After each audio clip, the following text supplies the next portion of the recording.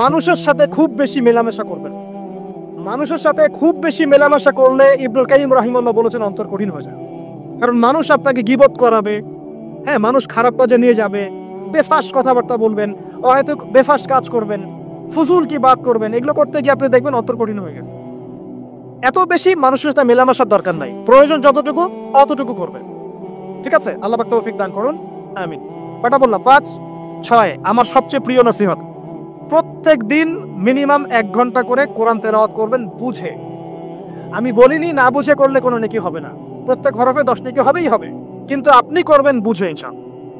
যখন বুঝে আপনি প্রত্যেক দিন 1 পারা করে বা 1 ঘন্টা করে কোরআন তেলাওয়াত করবেন, আপনার কলিজা, আপনার কলব নরম হতে বাধ্য এবং আপনার অন্তরে আল্লাহ নূর নেমে আসবে ইনশাআল্লাহ। দেখবেন আপনার কলব থেকে সমস্ত এই যে পঙ্কিলতা, কলুষতা ইনশাআল্লাহ চলে যাবে ইনশাআল্লাহ তাআলা।